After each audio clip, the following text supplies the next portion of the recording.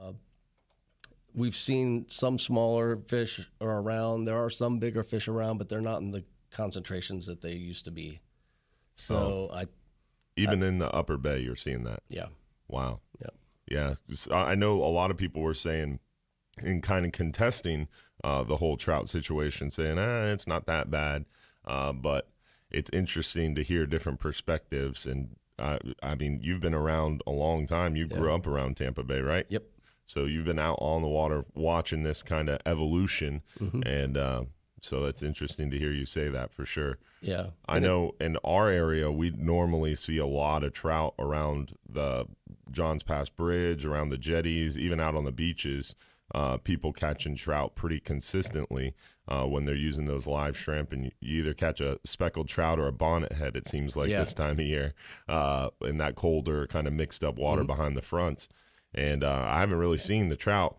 It's been mostly just bonnet heads. Yeah, and it's that way too. It's regional though, because you could go to the South Shore in some areas, and the trout are great. I mean, you could come across certain flats in the Middle Bay where you could do a drift and catch plenty of trout, but it's not the way it was. I think that certain creeks you used to be able to go in and just wear them out, and you're not catching any. If you are, it's very few. The fish that you're catching are keeper-sized fish, and last spring I caught a few in my cast net that were babies. Oh, wow. So it's a good thing that they're still around, but it's just not the same.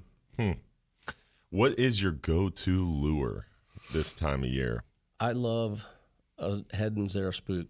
I love a topwater lure early in the morning. Yeah, low light conditions, right? It doesn't really matter. I mean, use it all day. I can use it in the middle of the day. You'll still catch fish. Okay. Not maybe you won't catch the snook or redfish, but trout will definitely hit.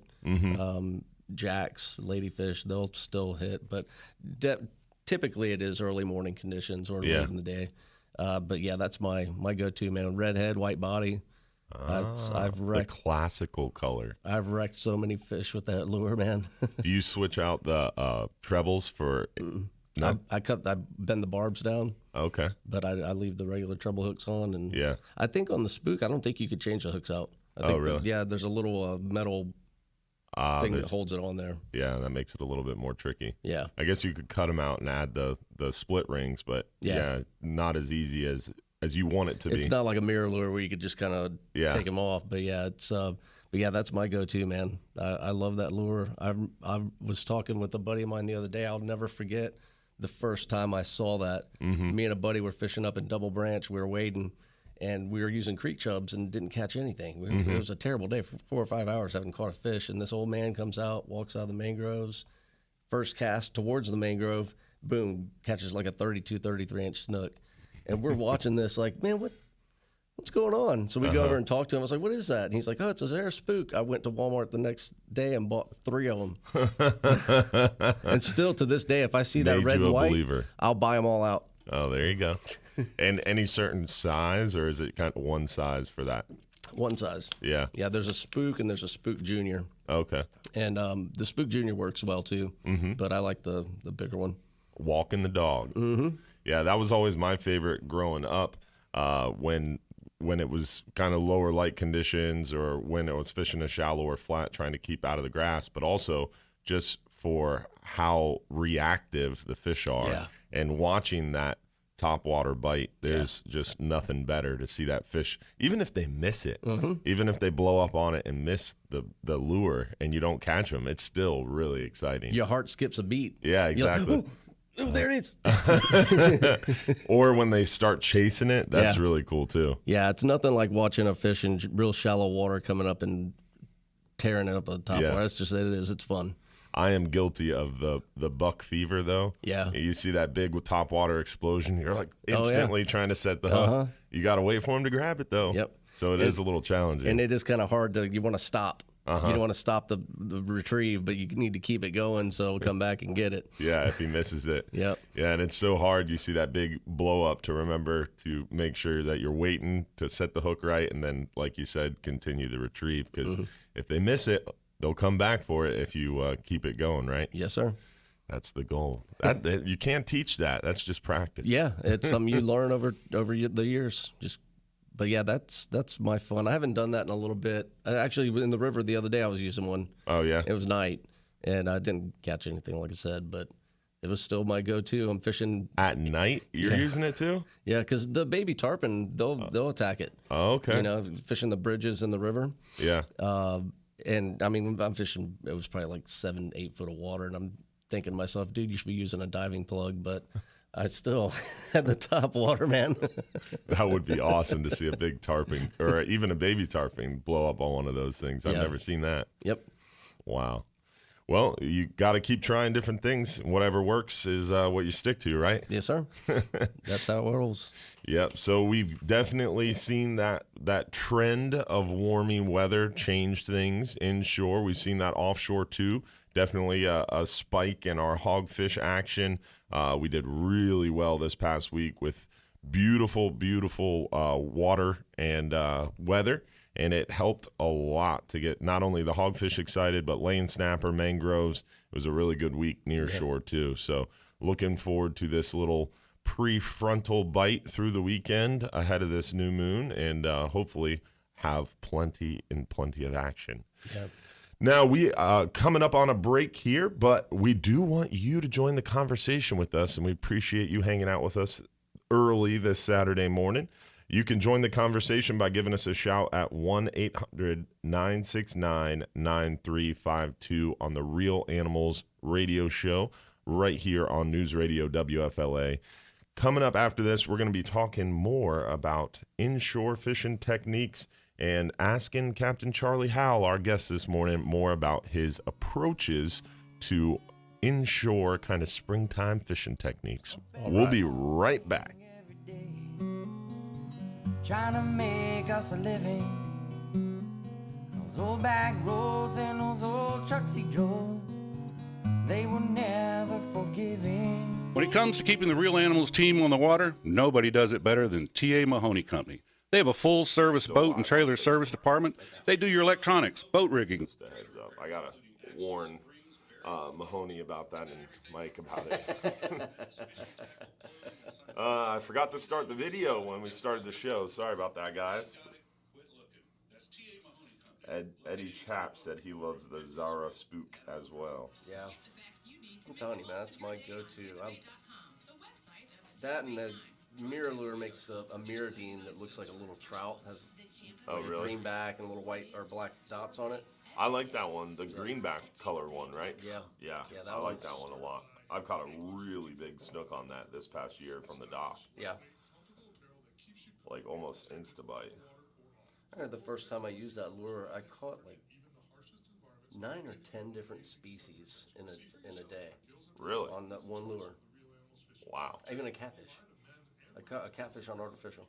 Really? Yep. That's how you know it's a good lure. It worked. That's one of the things I talk about when I do seminars. Is that when it comes to artificials, it's confidence.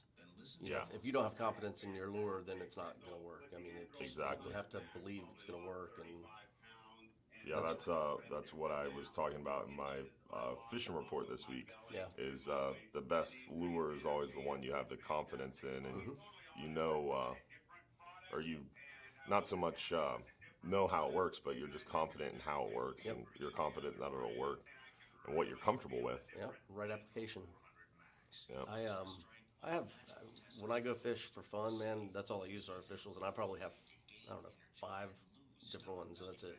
Really? Yeah, and in certain colors. I don't have a tackle box full of 30 different colors of this, that, and the other. I just have my ones that I stick with, and when it comes to soft plastics, I have a light color and a dark color, and maybe one with a chartreuse tail, maybe one with a pink tail. That's about it, though.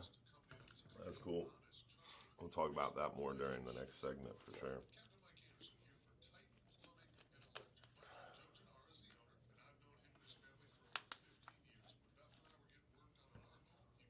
Yeah, so often people are like, oh, what color works well? It's like the more natural one. Yeah, exactly. Half the time those crazy colors aren't meant for the fish. Yeah. I tried when it came out that nuclear chicken.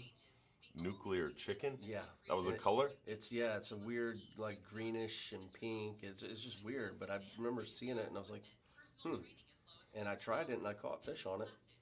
It's a weird, I think it was, what's the stinky one? Gulp. Gulp. It was a gulp. But yeah, I was fishing down in Robinson Preserve down in Anna Maria. Okay. And me and my brother-in-law, man, we were catching little shorty reds. And like, all right, well, I guess this works. The nuclear chicken color.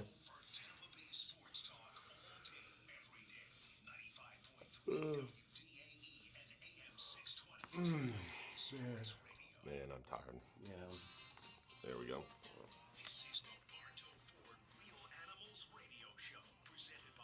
Hubbard's Marina. Now your captains, Mike Anderson and Dylan Hubbard. We're back. Captain Dylan Hubbard here with my good buddy, Captain Charlie Howe from Ebb and Flow Charters this morning here on our Real Animals radio show. Brought to you by Bartow Ford on News Radio 970 WFLA. We are talking fishing this morning, and we would love to have you join the conversation. You can do so by giving us a shout at 1-800-969-9352. If you want to call and chat fishing, you got a question, you got a fishing report, you got a story, give us a shout, 1-800-969-9352.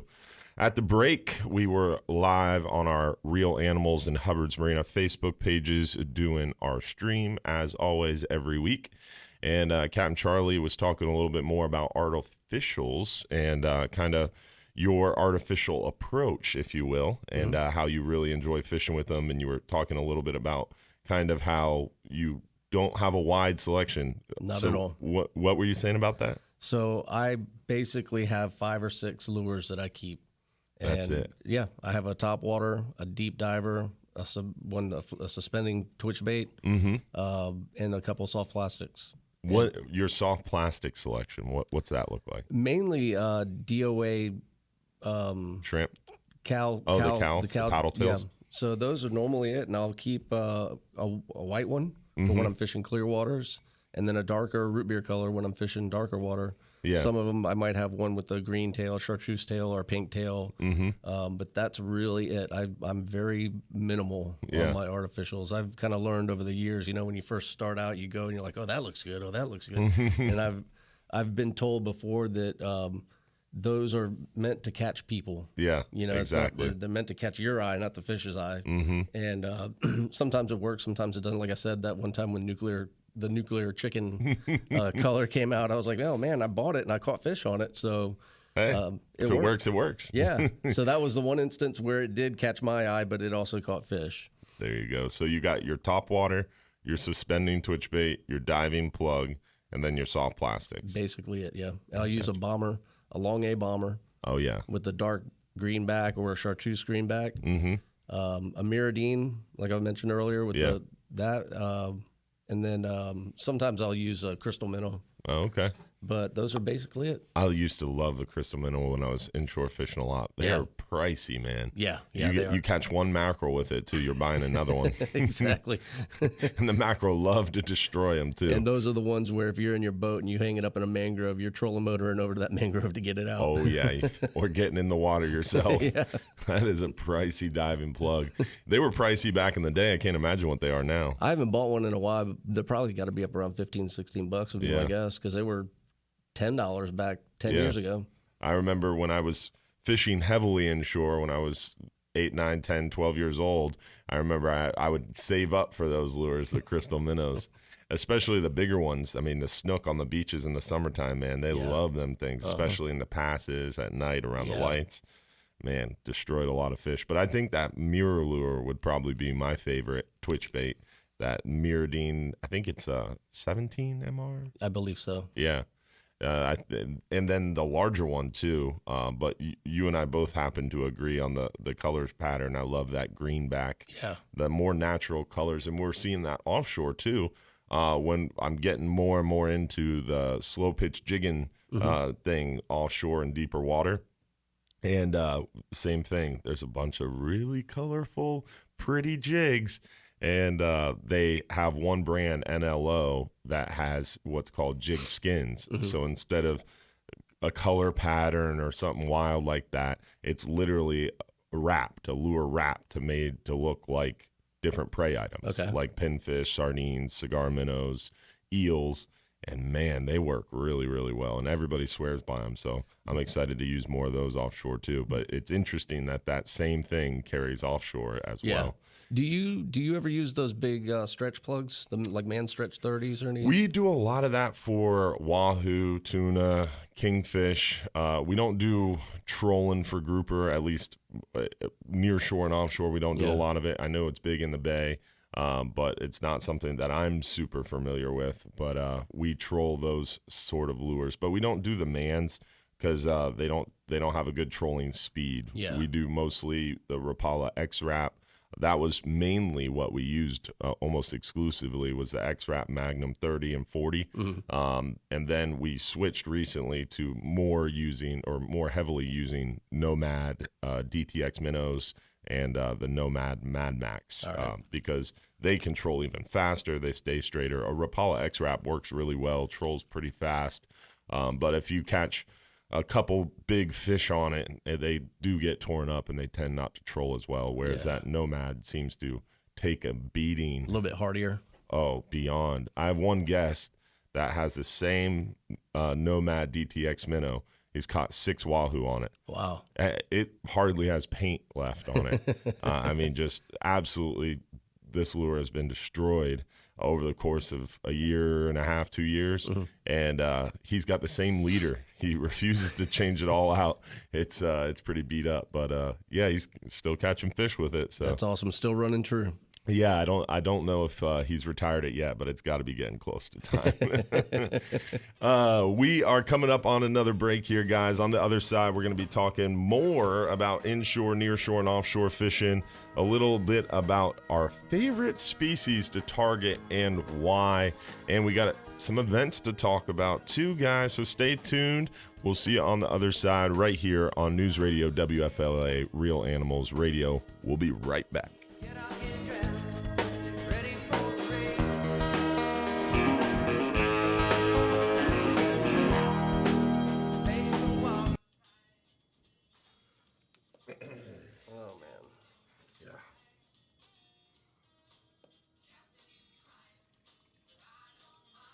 Stopped at the Wawa.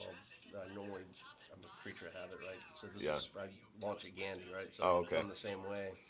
And I always stop at the Wawa at Sundale Neighborhood. So I get off the highway, go there, normally gas the boat up, get my coffee, and whatnot. And it was weird going there with no boat. I still pull up to the gas pump, and I'm like, oh, all right, maybe I should just pull in a parking spot.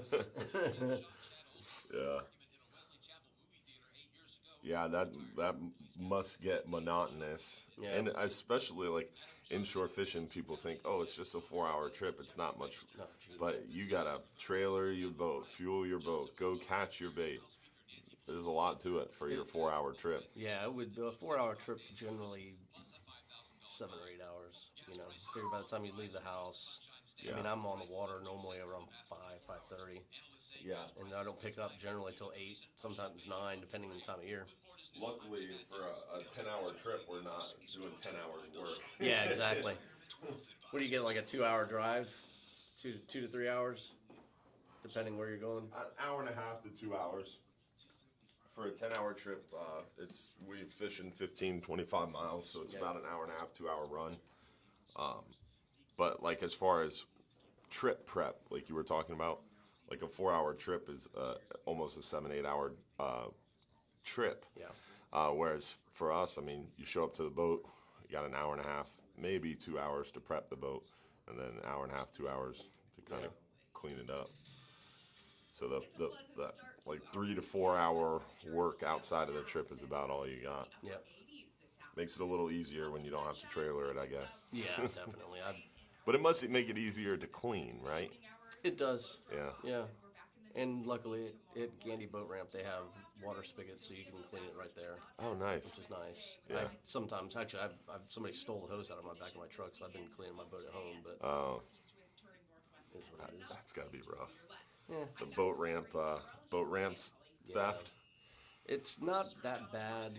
I mean, but like it's like anything, you know. If you leave something out, you know, eventually it's going to get taken. Yeah, you have people that are scumbags. it's true.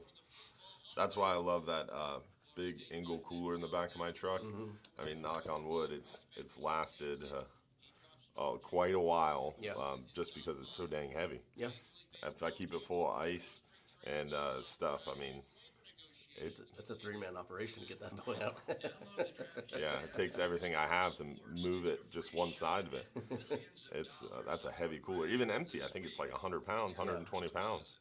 So load it full of ice. It's not going anywhere fast. Yeah, exactly. I need to get another Engel. I love that cooler, man. It's crazy. Even in the summertime, I'll load that thing with ice and it'll stay. I'll forget like 3 or 4 days, like, oh, the ice has got to be gone. No, there's still ice in there. Yeah. It's crazy. Yeah, as long as you're not opening and closing, it'll hold. I don't know, 2 or 3 hunting seasons ago, I had ice in the cooler for almost a week. Yeah. And granted, it was in the shade under a tree, not, you know, and I wasn't opening it and closing it, but yeah, almost. Oh, in the wintertime, it'll be almost 3 weeks sometimes. Yeah. It's crazy. Yep. Yeah, in the summertime, you don't get much more than 6-7 days, Yeah. especially if you start opening and closing it.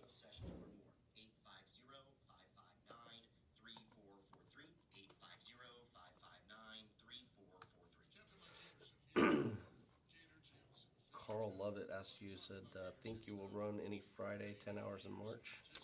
Carl, probably not, because of how busy we get with other trips.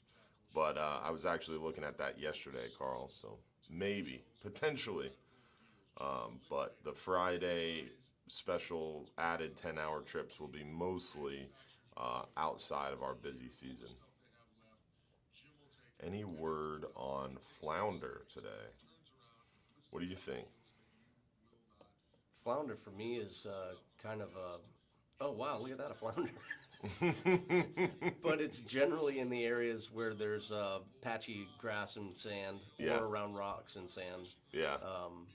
So yeah, and this is the time of year, isn't it? Yeah. I mean, generally early spring, late winter is like when it's good. So Yeah, it's prime time. They're on the back side of their spawn. They're all coming in from their near shore spawn. you get them pretty good in the pass there too, don't you? Yeah. Well, historically, yes. It's definitely been slower the last 2-3 years. I think it's a lot to do with the water quality issues. Yeah. But I think flounder are one of those fish that people don't really talk about. Yeah. People who know how to catch them really well. Yeah. People who don't target them as much just don't catch them. Yep. Oh, Like at our dock, back when we didn't have the sand issue as bad, there was that one slip on the southwest side of our dock. I mean, it was almost, you could take it to the bank and deposit it. The fact that if you cast out whether it's a fluke tail, like a super fluke, or a paddle tail, or a DOA shrimp, and dragged it back real slow on an incoming tide along the bottom, it was so sandy right along the side of those big pilings. Nail to 2.5, 3 foot flounder. Nice. I mean, I caught one so big, it was like 30, almost 40 inches. It was a huge flounder. awesome. Wow. Yeah, That's thick. an East Coast. Yeah. East Coast flounder.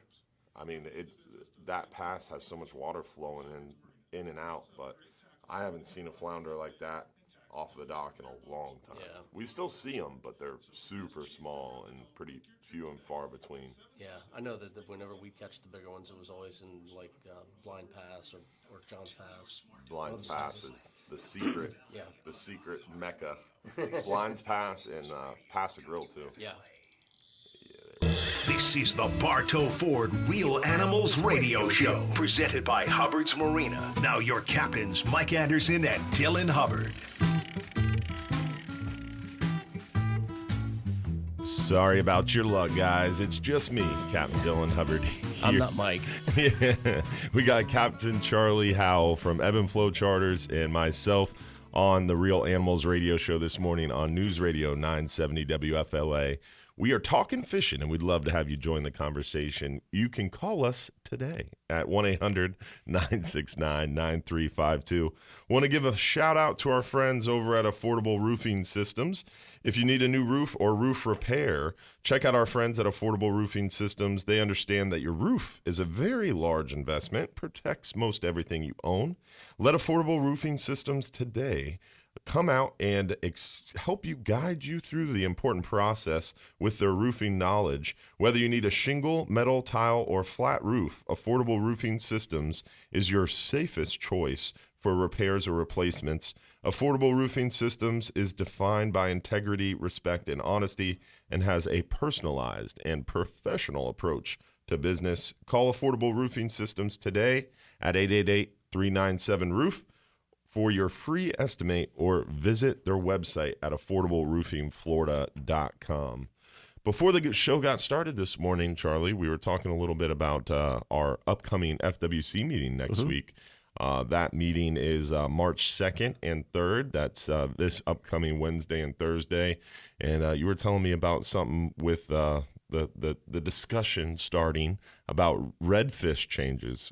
You want to talk a little bit about that? That was super interesting that they are proposing to kind of do a more regionalized approach, huh? Yeah, and I guess that they've managed redfish the same way since, I believe, 1989.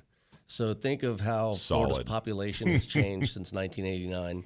And they've adapted the same rules and procedures for their management. It's just beyond me that it's now 2022 and they're just now looking into changing how they manage the stock.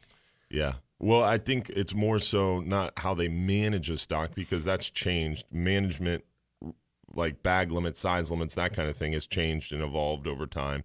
But how they kind of benchmark the stock is kind of what they're looking at as far as the escapement rate.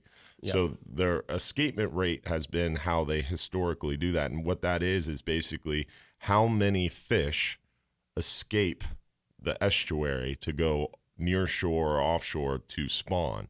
That's the escapement rate that is referred to when you look at redfish management. And it's the same thing in federal waters too, which is interesting. They talk a lot about escapement rate at the federal water, or at the federal fisheries, because redfish is federally managed in our federal waters. It's completely closed to harvest across the Gulf of Mexico, because that's where they go to spawn, is federal waters out there in offshore waters. And a lot of times you'll see them out there in big, big schools, and people talk, oh, it's so cool. Yeah. Those are spawning fish. Yeah.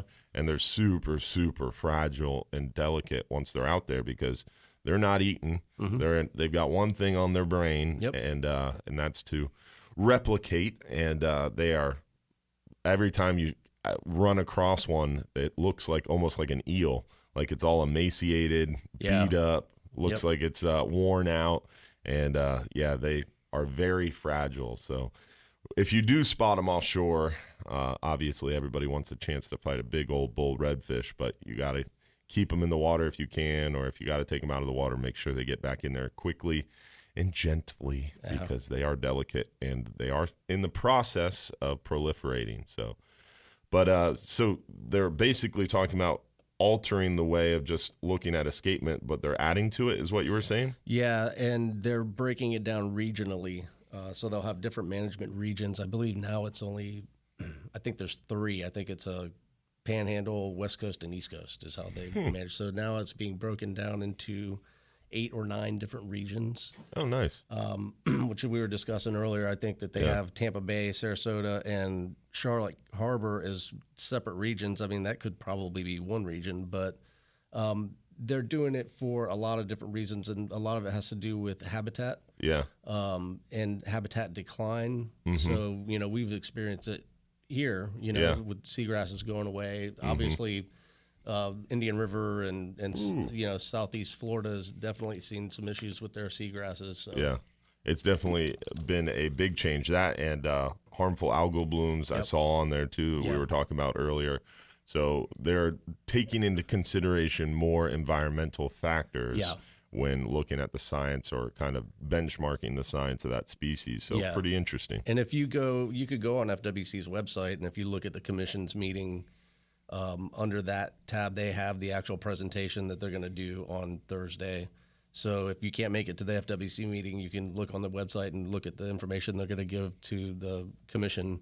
Yeah. And it's pretty cool. I mean, it's I always just Google FWC commission meetings, and that'll bring you right to the commission meeting website page of the FWC, and it shows you the dates and the times of those meetings, and then you can click the meeting you're interested in, which would be the most recent or the one coming up, and it will show you the agenda, and you can actually follow through the agenda, see the presentations.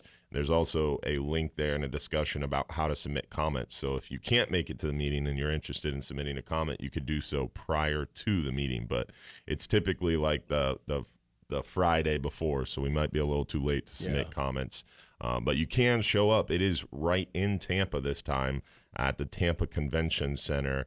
And again, that's Wednesday and Thursday, and the times are right there on that FWC site. We did have someone who wanted to join our conversation. Remember, you can call us at 1-800-969-9352 to ask your fishing questions, give us a fishing story or a fishing report.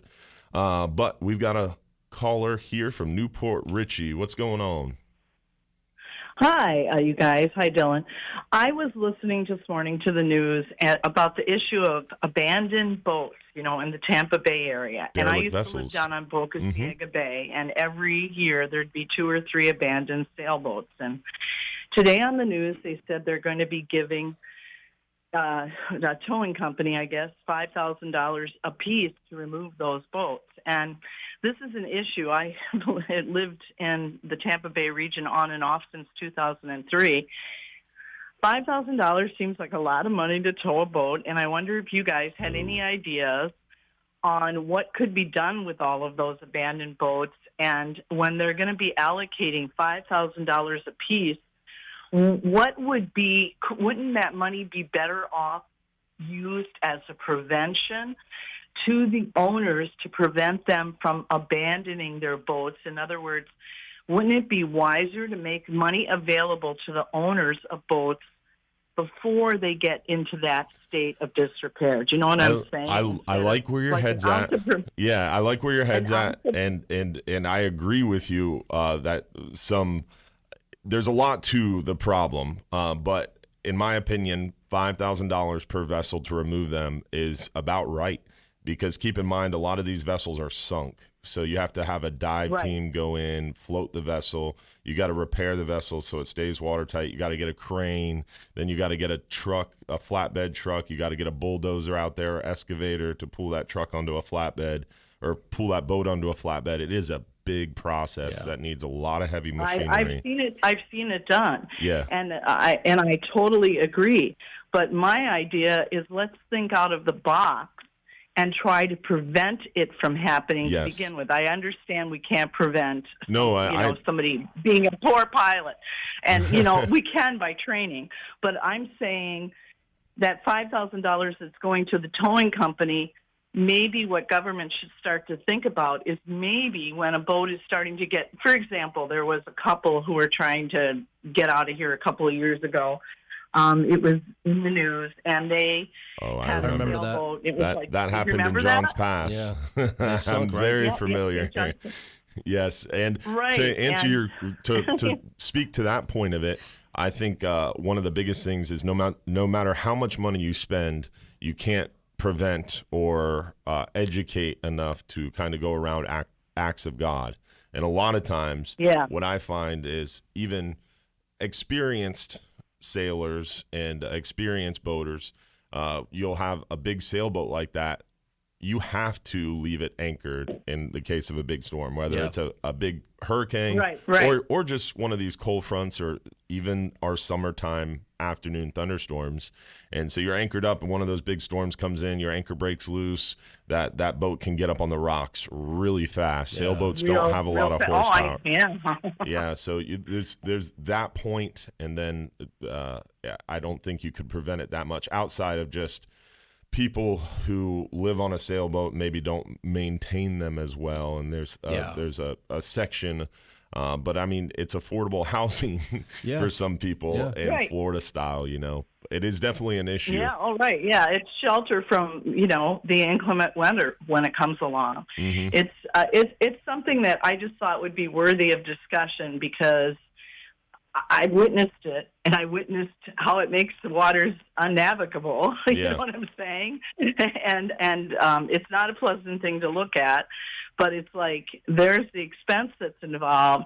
But how do we prevent? What are you guys have lived here longer than I have, and are much more boat worthy. What would be your ideas on how to prevent it? Yeah, I mean, I appreciate the conversation piece, and we'll definitely talk more about that as we move forward. We all end up paying when we have to pay $5,000. Oh, yeah. It comes right out of your pocket, taxpayers. Thank you for the call this morning, Kim. I appreciate it. Okay. All right. You have a great day. Have a great day. And Thank keep you. Up the great work. Thank you. Thank you. Yeah, I mean, derelict vessels, that's been an ongoing issue. And forever. Yeah. I mean, as long as I've been alive, it's always been in discussion. Yeah. Kathleen Peters was the Pinellas County Commissioner who really pushed on that.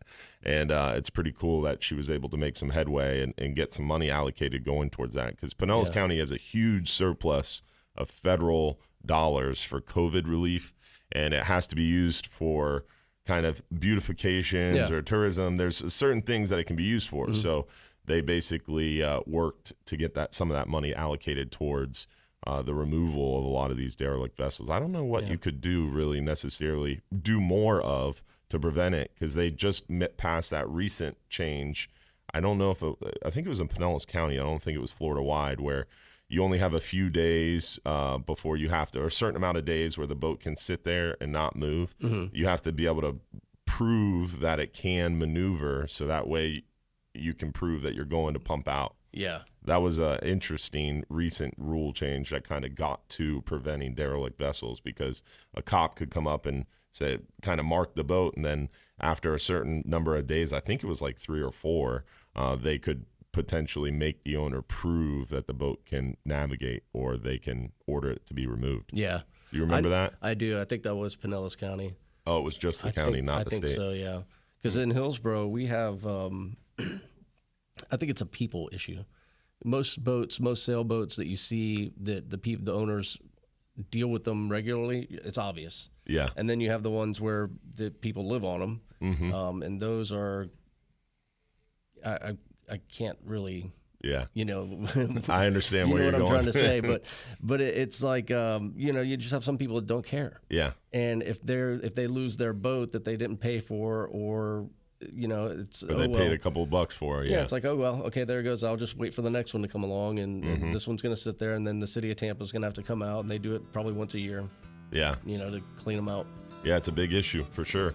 I wish we could drag them all offshore and sink them for artificial reefs. Exactly. I'd be happy to take care of that, but they frown upon that kind of thing nowadays. We are up against the break, guys. We're going to be back on the other side talking more about fishing. Join the conversation, 1-800-969-9352.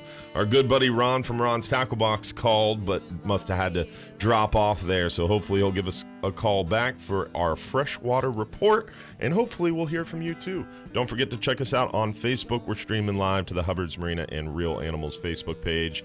Real Animals Radio on News Radio 970 WFLA. We'll be right back. You are gonna want me. I am what you need.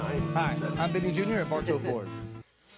Yeah, you know, there's one little spot that I fish a lot in the wintertime. It's back in Snug Harbor. Yeah.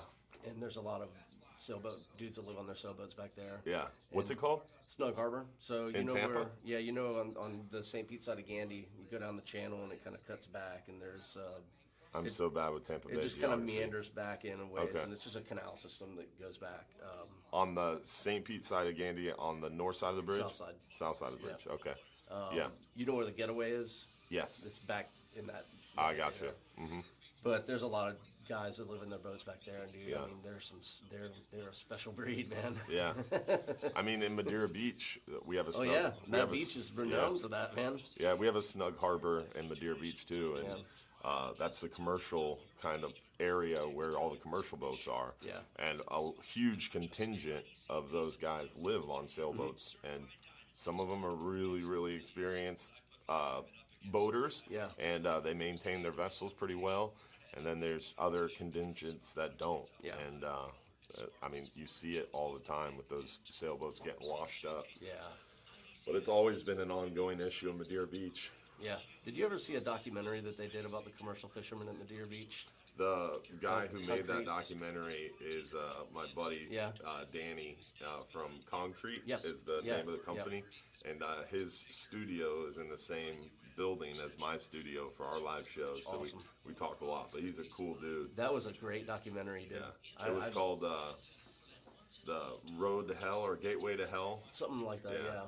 Concrete with a K. With a if K, you're looking yeah. for it. I haven't followed them in a while. I don't know if there's. I know they got involved with Both Ben Mama died. for a while and were doing like his thing, and then after that I kind of fell off. Yeah, Concrete still does a lot of podcasts. They do some really, really cool podcasts. But they are no longer doing the Ben Mala one, and they're no longer doing the commercial fishing one because both guys. Oh, look at that! You see the radar?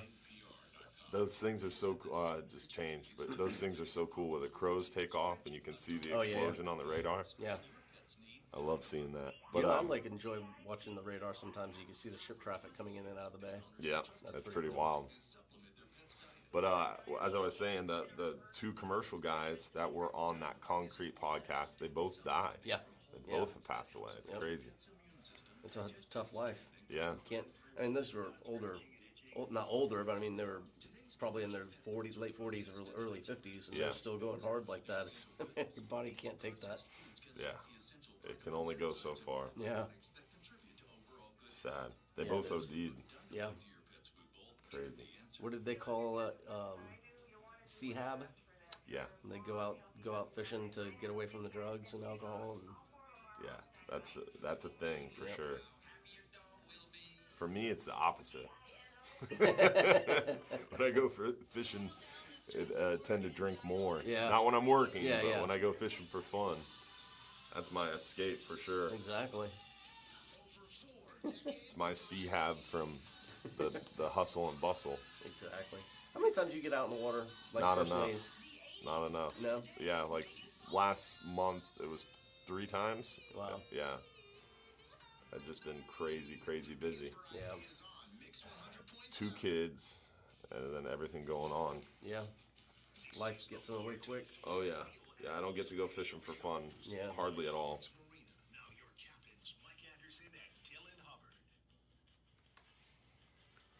We're back. Real Animals Radio on News Radio 970 WFLA. We've got some callers joining the show. We are on a short segment here, so we're going to go right to those callers. We got Ron from Ron's Tackle Box. What's going on, Ron?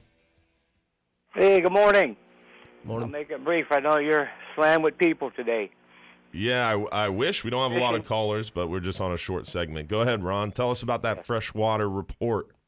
Well, we're doing great. A lot of great bass, some big fish showing up. Nice. And we're looking at some 10s, 11s. Whoa. And we're trying to keep control of that. But it's been really good. I mean, all the surrounding lakes around here are on fire. There's even shellcracker bite, speckled perch, which are the crappies for the people up north, and big-size bass. I mean, we're just slamming. They're staging and they're spawning out in about 6 to 8 foot of water. Wow. Deep. They're not up in the shoreline like they normally are. It seems like they're a little deeper this year. That's funny. We were talking about that at the Bartow Ford fishing conversation. The Watts brothers were saying that a lot of times you'll find them bedding a little deeper. That's interesting that it is holding true this year, too. Absolutely. When you see a lot of splashing along the shoreline and see beds, it's mainly tilapia. Most of them are tilapia beds. That was something that I learned that night, is those perfectly round, like perfectly circular beds are tilapia beds, not bass beds. I always looked at lakes, oh, that's a bass bed. I bet that's a good lake to fish. No, that's a tilapia bed. Describe the difference between a bass bed and a tilapia bed. That was really interesting. Yeah, that was a good turnout out there in Bartow Ford. The guys are loaded with information. Them Watts brothers, they do a fantastic job of teaching. They don't even know if they're they don't realize they're teaching, but they're teaching people. Yeah. But they were saying that bass bed is looks a certain different way. What was that again? I don't recall. Well, the more white sanded, rounded ones are the tilapia more than the bass. The other ones are just, I don't know how you describe the way that bed looks. It's similar, but it's a little different. Some of them are kind of more concave, I think. Mm-hmm. More oval. What I've seen. Yeah, more fish-shaped, I guess you'd say. Yes. Well, but cool, the predators get in there and tear them up. Yeah, mess up those beds. That's why they're so protective, right? Yes. That's it. When you pull a bass off that bed, in minutes, there's critters in there eating everything. So you got to, catch and release as quick as you can. Interesting. Learn something new every day. But there is a lot of bass in the lakes. That's why the slot limit's smaller. You could get little fish and keep the little ones, and you can only keep one bigger one over 16 and keep 4 under 16 because they want to thin them out because there's more fish than food. Very in cool. these lakes. That way they can grow, the fish can grow better. Yeah. By thinning them out. You got to thin out the top dogs, huh? Yeah, got to get them out of there. Yeah. Hey, I want to mention something today. We have Heritage Day here in our city. Okay. And a big festival. We have Buffalo Soldiers there. We have a couple bands up there. All kinds of people that craft. Nice. Woodworkers of Polk County will be there. A lot of great demonstrations. Awesome. So if anybody wants to come out and fish, you come out and hit that at the same time.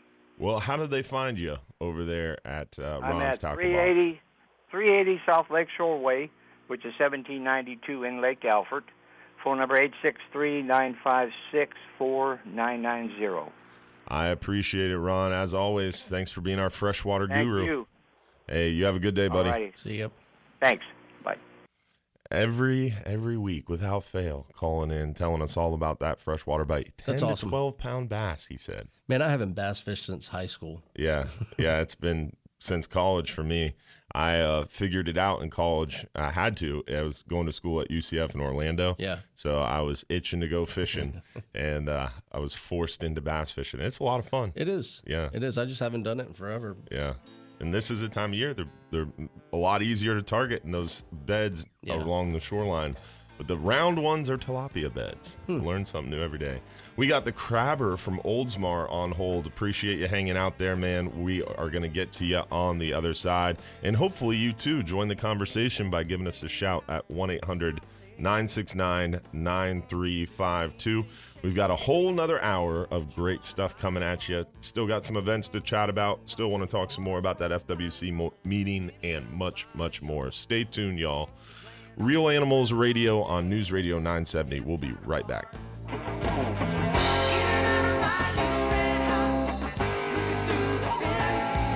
WFLA Tampa, WX. I remember exactly the last time I bass fished was on the lakes at the golf courses in West Chase. Oh, yeah? And we used to just go park on the side of the road and with the top water just catch. I mean, you ever cast, you'd catch in like a 2-pound bass. It's fun. And I just don't get to freshwater fish. The last time I freshwater fished even was for crappie or bluegill. And that was in our hunting club up in the Panhandle. That was probably like 10 years ago. Oh, wow. I just never get around to freshwater fishing anymore. Yeah. If you're too busy to go fishing, you're just too busy. Well, I fish. Should take my own advice. Right? And that's the sad part about our living sometimes is you fish a lot, but it's not for fun. Yeah. But it's still fun. Yeah. Like for me, people are like, oh, you don't get to go out on the boat all the time. Well, I enjoy talking to people and getting people set up and seeing their experience just as much and teaching people about fish. Yeah. I love teaching people about fishing because seeing them, that light click on and then go out there and be able to replicate that success is really, really cool. I love when I get the trips where people are like, hey, I just want to learn some stuff. I'm new to the area. Yeah. And I just don't know much about fishing there. I love those trips because you're basically, well, you're a teacher 90% of the time anyways, but those trips in particular I love. I think are That's a good tip for everybody listening too. Is a great way to get familiar with your new boat or your new area. Is hire a local guide and just be up front. Hey, I'm new to the area. I want to learn more about fishing, and they will teach you. Yep. they'll use that charter to teach you instead of focus on as much focus on putting you on this certain side of or certain type of fish. They'll spend more time focused on teaching you. Yep. So it's pretty cool. But be upfront about it. Exactly. Don't do it, and then I catch you in the same spot fishing the next week. Yeah. Yeah. Don't do it in a sneaky roundabout way. Just no hole jumping. Tony Lupo asked, "What are crappie?" It's a speck. It's a certain type of freshwater fish. It's about all I got for you. Yeah, a panfish, a small panfish. Small panfish, yeah, it is a smaller panfish. They're very good eating, highly sought after, not very large, light tackle, and cooler months.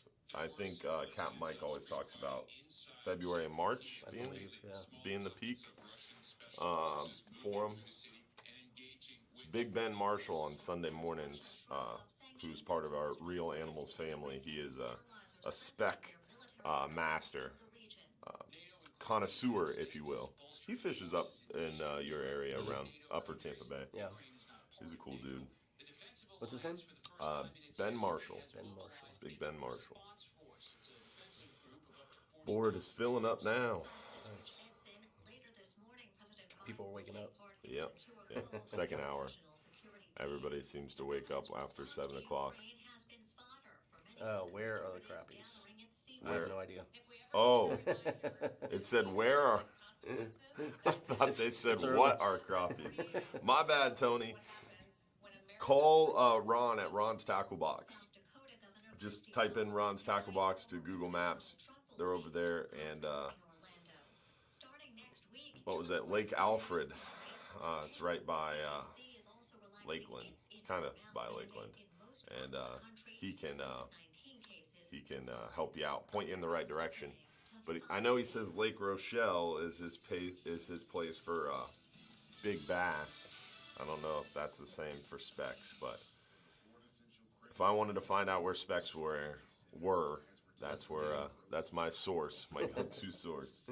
Him or Big Ben Marshall.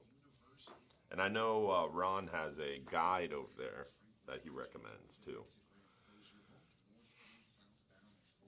And soon you'll be able to check our Florida Guides Association website to find your speck fishing guide.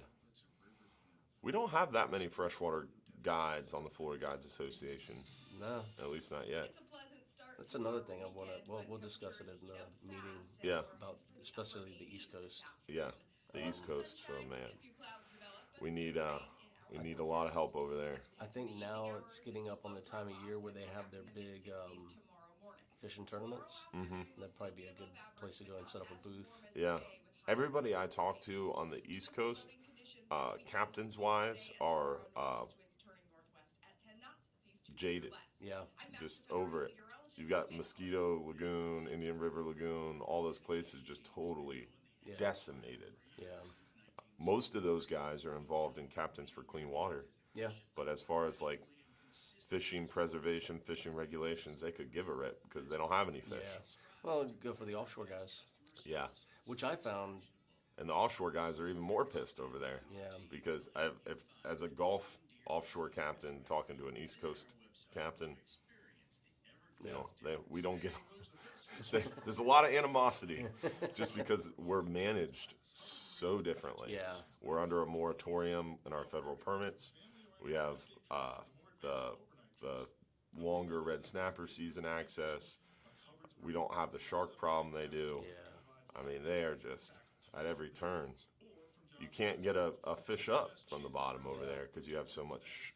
They have such a bad shark issue, and we're getting a bad shark issue in the Gulf. But holy moly! Do you have the dolphin issues like we do in the Bay? Not as bad offshore. In the Northern Gulf, they do. Yeah. We talk a lot about dolphin issues at the federal fisheries meeting, but mostly sharks. Yeah. We're back.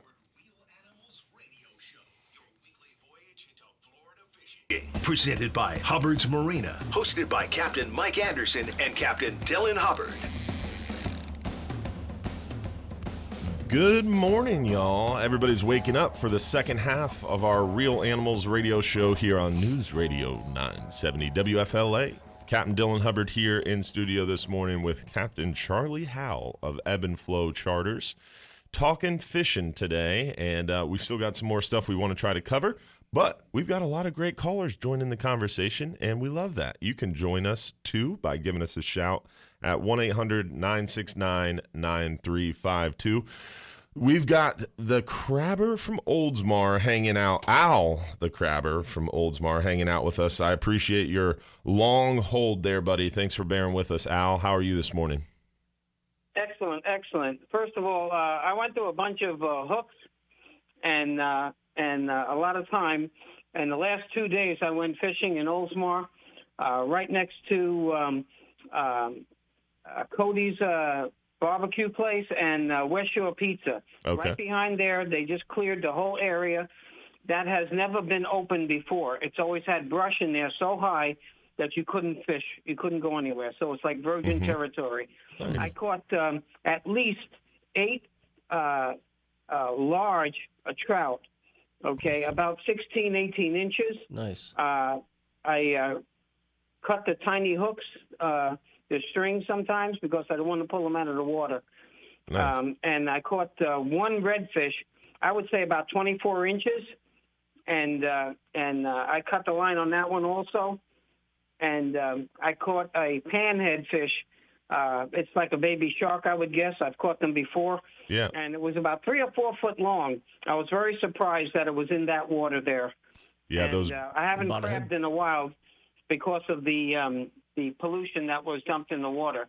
I didn't crab since then. I might start crabbing in maybe a couple of months. Very cool. I don't have any crab report. But the fish are plentiful in Oldsmar. Now, Nice. Dunedin, I went to Dunedin Beach early in the morning, about 8 o'clock yesterday, and I spent about 2.5 hours, and I hooked one, I would say, I don't know, about 18-inch trout, and that one there I pulled to the shore and took the hook out and let him back in. Very and cool. That's all I got for today. Thank you very much, and have a great day. Thank you, sir. Appreciate the report, man. Thanks for calling in, as always. Love to hear our local fishing reports from our passionate anglers. He hung out a while. He was on hold for 10 minutes to get that awesome. fishing report. So thank you, Al. Appreciate it. We've got Captain Jim Fogel on the line, too, then Captain Mike from Big Pine Key after that. So, Captain Jim Fogel, how are you this morning with our safe boating tip of the week? Good morning, Captain Dylan, Captain Charlie. Hello, you guys sir. Sounding good this morning. Hey, fake it till you make it, buddy. That's it. I want to talk about boating at night. Yeah. Okay. 3 main tenets of boating at night is A, avoid hitting anything in the water. Solid. Avoid being hit by other boats, and make sure you and or your crew don't go overboard. So you want to keep those in mind at all times. You know, most of what applies in the daytime applies at night, except that you've got to be even more aware. Amen to that. You know, it's one thing if you're way offshore, but anywhere inshore here, landmarks, familiar surroundings just disappear. Yeah. Mm-hmm. You know, lights can be deceiving. Something you think might be an anchor light might turn out to be a street light. Yep. Or a moving boat with red lights might be an F-150 or something. You know, and it's hard enough in the daytime to see crab traps and things. At night, it's virtually impossible. Yep. So slow her down, especially if you're not familiar with the area. Absolutely. It's pretty crazy how different things are at night. And that's a reason, this is a primary reason that you've got to have those nav lights working, even if you never plan to boat after dark, because once in a while, you're going to get caught. Or once in a while, we're going to have some kind of weird inclement weather, and you're going to need to get those lights on. You've got to see and be seen at night and in inclement weather. Amen to that.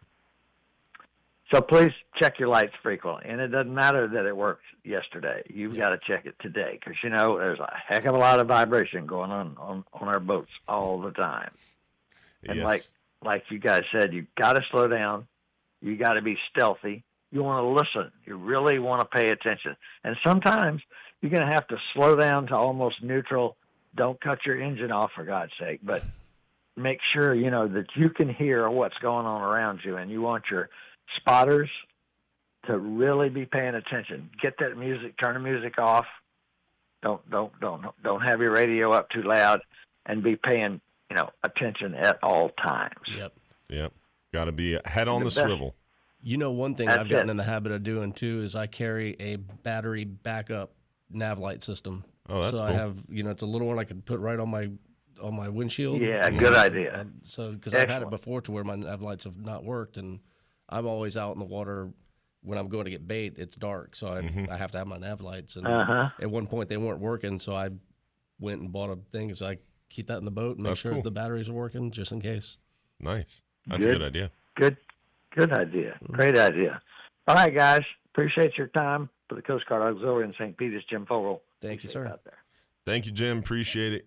Captain Jim Fogel with our safe boating tip of the week. As always, much appreciated. It keeps you thinking. You always got to be prepared. Oh, yeah. Yeah. What's that old saying for diving? It's like make a plan and dive your plan. It's the same thing. Yeah. When you're approaching boating in general, yeah, you got to think ahead and prepare for the worst and hope for the best. We've got Captain Mike in Big Pine Key. What's up, man? How are you? Hey, guys. How you doing this morning? You sound good all the way down here in the Florida Keys. I appreciate it, brother. How are things down there? Wahoo still around, or is it warming up? Wahoo are still a bit around. We're starting to transition. Sailfish are on the way, baby. Today. Mahi are coming, and we're going to be headed.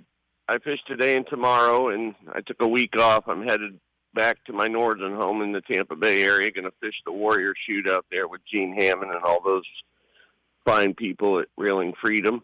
Nice. And going to have a good time up there. And but the fishing down here has been fantastic. The bottom fishing we've gotten, I've had a lot of first-timers and stuff out, and we've gotten into a lot of different groupers and snappers. The mango snapper down here, just like they are up there. I mean, we're getting, constant 6, 7, occasional 8 or 9 pounder mutton snapper. We're getting them on cut thread fins, chunk ballyhoo, just pretty much everything. We're yellowtailing the yellowtail snapper, that's the hard part, teaching people to free line your baits with the chum line, and when the line starts peeling off the reel more, they've got a fish, and it's science to actual yellowtailing. Oh, yeah. It takes a lot of finesse, that's for sure. But we're coming up on that time of year where the sailfish action should be picking up, right? That's around March, April. Yep, we have sailfish, and with the sailfish come the bigger mahi. We get a run of the big boys and girls, and the sailfish, they're here. We've gotten, I think last week we boated 15 and jumped a bunch more. So they're here. March and April though seem to be where the light clicks on and they just ball up bait. It's fun to find a big bait school, and then you see a fin on the outside and they're around. I have a kite system, put up kites on both sides of the boat and watch them smash a ballyhoo or a blue runner or a goggle eye. Goggle eyes, folks, that's like thread fins are to snook in the Tampa Bay area. If you can get a well full of goggle eyes and get on the right reef line, and there's sailfish there, you're going to get one. Nice. You're going to get multiples, actually. So I actually have a bait guy who goes and gets me goggle eyes when I want them. So always good to know a guy, right? I said it's always good to know a guy. Yeah, and especially I'll be 52 in July, and throwing a 10-foot or 12-foot cast net all the time is not fun. And the goggle eyes, they tend to be around markers and stuff, and you got to get away from like the passes where you get your normal schools of bait. So you got to work. But all in all, the fishing in the Keys has been fantastic, and thank Mike Anderson there for sending me lots of clients. He's kept me and 2 other captains busy with overflows that I've been getting. So awesome. It's been a fantastic winter. I have only had 2 or 3 days off in 8 weeks. So I'm looking forward to getting back to my northern home and seeing the kids and fishing fishing for fun up there. I got you. Well, that's awesome, man. Tell everybody how they can get a hold of you if they want to book a trip down there in the beautiful Keys. It's 813-434-8086, CaptainMichael47gmail.com, or simply call 1-866-GAMEFISH, and Mike Anderson will shoot you my way. And I wish I was going on that Costa Rica trip, boy. Sounds like they're going to have a blast. That's on my bucket list. Yeah, man. Thanks for bringing that one back up. Sorry, buddy. We'll talk to you next week, my man. Thank you. All right. Oh, man. Yeah, Mike's heading down to Costa Rica with another Real Animals adventure to film for Real Animals Season 16. And I'm going to stay here. But it's beautiful, beautiful trip, and I'm sure we'll hear lots about it when he comes back into town. He'll be rubbing it in, I'm sure. But, yeah, it's beautiful. Have you been down there before? I have not. It's crazy. It's one of the things on my bucket list. There's a place that a lot of the guides go here local. I'll check it out one day. Steve Betts, he's always down there in Costa Rica. Yeah, I would love to go down there with them. I know the Pacific side of like Costa Rica, Panama, that fishery is just incredible. I've been down there one time, and it was just so out of this world. You go at the mouth of Crocodile Bay is where we fished, the Zancudo Lodge, and it drops from 80 foot to 1,500 foot, you know, in a matter of seconds. And it's just so incredible, the amount of bait and just different species that are sitting right there on the beach, essentially, is crazy. Yeah, different dynamic for sure. Yeah, for sure. We've got Alan in St. Pete on the other side, and hopefully we'll hear from you too. Give us a shout at 1-800-969-9352 to join the conversation. And we're going to be eventually talking to Captain Charlie Howell from Ebb and Flow Charters here in studio more about that FWC meeting and the FGA meetings coming up. We got some local regional meetings coming up too. So stay tuned, y'all. Real Animals Radio here on News Radio 970 WFLA. We'll be right back. Round and round, work so hard every day. Feel the time. I see that. Is that what you're talking about on the radar? Yeah. What the heck is that? That's crows. That's a fucking flock of birds. Wow. Is that crazy? Wow. Yeah, I shared it on our Instagram story recently. It looks like a bomb going off. Yeah. But it's really just a ton of crows taking off. That is awesome. It isn't it?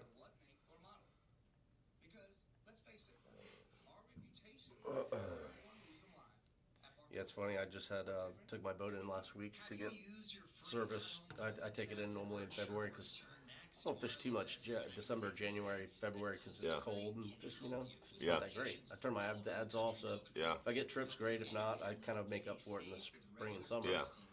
And so February, I generally is when I take it in, get the 100-hour done, and have my mechanic go through everything, make sure everything's working, and I just did that last week, and it's funny, I haven't checked the nav lights. I was like, I know the nav lights are working, check my anchor light. Can't hurt. Yeah. It's important. Check everything. You never know. Coast Guard doesn't come in the bay too often, but twice last year they sat right outside the Gandy Channel. Really? And they weren't pulling people over, but it was the cutter. It wasn't, one of the little boats. So it's like, you never know. You come out there with your lights off, and then you get oh yeah. And then fishing that river, dude. That's the Hillsborough River. I don't know if you've ever been up there. For Gasparilla is about as close as I get. If I won't fish that side, like around downtown. If it's after heavy rain, I won't. I mean, dude, you'll see pallets floating. I've seen a hot water heater before. I mean, it's nuts the amount of stuff that flows out of that river when you get a heavy rain. Wow. So this past time when we were up there, wasn't the biggest thing I saw was a giant piece of bamboo, like a probably like a 20-foot bamboo thing was floating in the water. Wow. That was the only thing I saw besides, your twigs and stuff. But there was no rain. It's crazy. And then running that at night, now I notice it's been years since I've done it, but a lot of people have lights on their docks now. Yeah. So that makes it a lot easier when you're coming around bends. And, Yeah. you can actually see the dock. Yeah. Because up the river, your nav system doesn't work because it's not in there. Or at least not on mine. Yeah.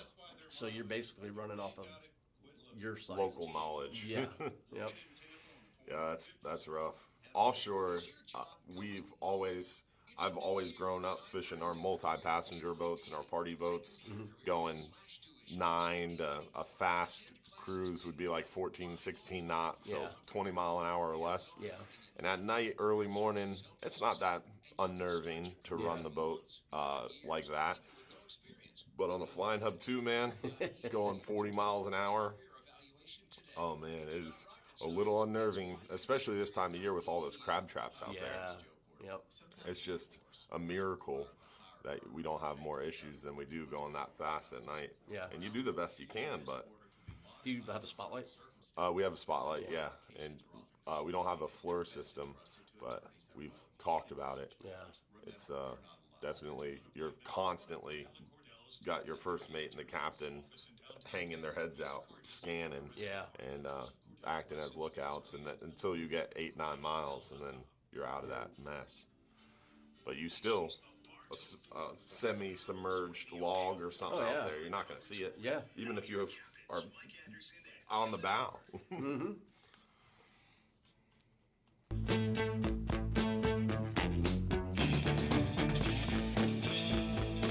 We're back. Real Animals Radio here on News Radio 970 WFLA. Talking fishing with Captain Charlie Howe of Ebb and Flow Charters. My name's Dylan Hubbard from Hubbard's Marina. Hopefully you guys are enjoying this beautiful, beautiful morning. We got great weather this weekend ahead of a front coming up on that new moon. Should be an incredible bite. And we've got Alan in St. Pete who has a question for us, Charlie. How are you doing this morning, Alan? Doing good, boys. How you doing? Good, sir. How are you? Another day in paradise, bud. I know it. Living the dream. Gotta love it. Yes, sir. Hey, I just got a quick question. Yeah. I run a smaller bay boat, a 22-footer, and I don't have a antenna, so I don't have a permanent onboard radio. Mm-hmm. But I have a handheld that I carry on every trip. I just wondering, how do you test it in the morning? I've never tested it out to see if anybody's actually able to pick me up. Is there a certain channel you use? I don't want to get on 16 and go, breaker 19, but how do you test that thing? You can hail the Coast Guard on 16. Just ask for a radio check. And that's all you got to do? Okay. Yeah, I just didn't want to tie up the line, but I always wondered, is this thing actually going to work if I ever need it, Yeah, you can ask for a radio check on 16 or get a buddy. Like what we do on our vessels is we use 14 a lot of times, and we'll just hail each other on the way out, and we're always talking back and forth among our fleet of charter boats and party boats. So that's kind of how we do our radio checks. In the case where you don't have someone else out in the water with you, you can always hail for a radio check on 16. And I believe different services like Boat US, Towboat US, they offer radio checks too. So if you have that service for your vessel, I would get with them and find out what channel. I think it's like 27 or something. I'm not sure. Yeah. Okay. You typically will there hear you it go. a lot. Yeah, I've always wondered. I'm carrying it out there, but I wonder if this is going to work if I turn it on. Well, you're fishing in the bay too, right? Yeah, mostly the northern bay. So I'm not going too far, but it's always, you never know. It don't take anything over 6 feet. I can't tread. So yeah. A waterproof case for your phone's a good idea too. Yeah, that'll save you. Yep, absolutely. Yeah, and that ditch bag is another good idea. I always recommend, even if you're in the bay. Oh yeah, a ditch bag is a solid plan to have. Something that's going to keep everything inside it dry with your radio, your phone. You're prepared for any sort of situation you reach. Absolutely, and I highly recommend the small portable battery chargers like the WeGo. Mm-hmm. That saved my butt one time when everything started going sitting with the spot lock running. I got the radio on, the live wells going, and I'm underneath the bridge fishing. And next thing you know, see the stem rad start to flicker, and the boat won't crank. Yep. And it's like, okay, you only got to do that. You only got to do the walk of shame with the Ceto once before you realize, okay, you learn a hard lesson. Enough to crank the engine up, Yep. Well, thank you, Alan, for the question and for the added information. As always, man, thank you for joining us this morning. Absolutely. You guys have a great day. Thanks. You too, buddy. See ya. Always enjoy someone adding to the show, guys, so you can call us, too, at 1-800-969-9352. We got a few minutes here. Want to chat a little bit more. Captain Charlie Howell from Ebb and Flow Charters, who's in studio with me this morning, is also a fellow Florida Guides Association member with me, and you're the regional director along with Captain Tim Whitfield of Central West Florida, so greater Tampa Bay area. Appreciate you stepping into that role. It's pretty cool. Yeah, man. I've always wanted to do a little bit more with the FGA, and that presented itself, and I'm glad to hit the ground running with Tim. Yeah. And, you guys have like 5 or 6 meetings scheduled for the beginning of March, right? Yeah. We have the first is going to be at Silver King Brewing in Tarpon Springs. The second is going to be at Three Daughters in St. Pete. Then the third, we're going to do Hula Bay Club in Tampa. Yeah. And then the following week, the 7th, we'll be at Whiskey Joe's Bar and Grill on Ellington on the Manatee River. And then on the 8th, the Tuesday, we're going to be at Salty Shamrock in Apollo Beach. And all those will be around 6:30, 7 o'clock. Nice. Awesome, man. Getting more people involved, spreading that FGA message, and we got a new website now. Yeah. Really starting to gain some momentum as we move into 2022. So I'm excited to see where the Florida Guides Association takes off too. So if you're a guide or you know a guide, make sure you give them a shout and tell them about the Florida Guides Association. Check out our new website. And if you're looking for a charter, it's a great place to look as well. Absolutely. It's gonna give you a list of licensed, permitted, insured captains across the state of Florida, and we're trying to make it easier and easier for people traveling, for when you got people coming into town, giving you a good place to find a charter that without a shadow of a doubt is licensed, insured, permitted. Because so often you get calls like, "Oh, I'm going to the East Coast. I need to find who do you recommend?" It's like I don't know. You just do a Google search and try to help your client find somebody, whereas this will eliminate that. Exactly. And give you someone that you can at least count on to be licensed, insured, and professional, meeting that code of ethics. So we got Chris in Lakeland on the other side talking about fishing at night and radio checks. Our theme is safety, it seems, today, which is cool. On the water safety. So we're going to be talking more on the other side and answering Chris's call here shortly. So stay tuned, y'all. Don't forget, you can join the conversation by giving us a shout at 1-800-969-9352. Real Animals Radio will be right back on the other side.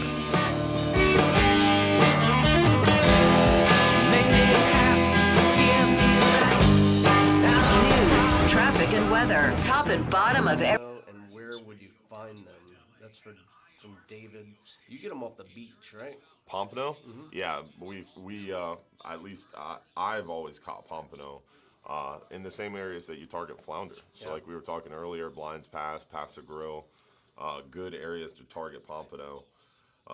This is the time of year for them for sure. Just I haven't heard a lot about Pompano as of late just because the water's been so dirty and it really needs to be a little clear. They like that clear water, it seems like.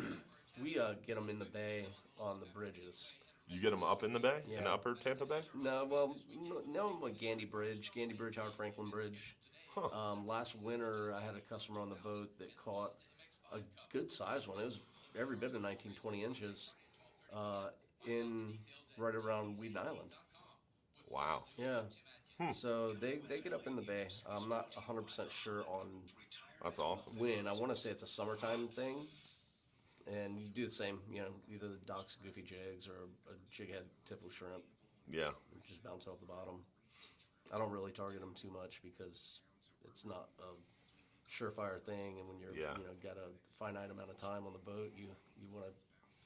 Yeah, and they're not even if you're a Pompano fisherman, and you are really experienced at it, it would be difficult for you to say, oh, I'm going to go out and catch a good number of Pompano consistently today because they move so much. One day they're all loaded up in Blinds Pass. The next day they could be in Clearwater. Yeah, exactly. They move a lot, and they stay in pretty big schools. So once you find them for that day, but the next day they're not going to necessarily be in the same place. Yep.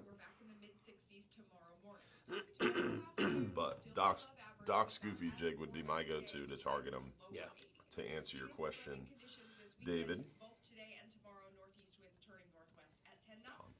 Pompano are good eating. Yeah. Tell you that. You know, all these guys talking with the radios, I just, I got to get a new battery for mine. Yeah. And that's been a task. For your handheld? Yeah. Oh. It's an older ICOM. I should just buy a new one, but my dad being the Marine radio and radar guy is what he did for his career. So he's like, I'll get you a battery. And it's like, all right, well, get me a battery then. And he's having issues. Oh, really? Yeah. It's hard to find batteries nowadays. Yeah. Even in this day and age with Google, I could find them, but it's like you don't know what to trust. Yeah. You can get a lot of stuff that's non-brand, it's direct from China, and it's like, well, how long is this battery going to last? Or is it going to blow up? Yeah, exactly. Yeah, it's pretty crazy. I used to have a handheld when I was younger for my little boat, and I used it to talk to my dad as he was going out and coming in on the charter boats. Mm-hmm. Those little handhelds are cool. Yeah. They're powerful, too. You get a good range on them. Yeah. I think mine, probably if you're out on the water and you get a good line of sight, you probably get 4, 5, 6 miles. Wow. Dang, that's a nice one. Yeah.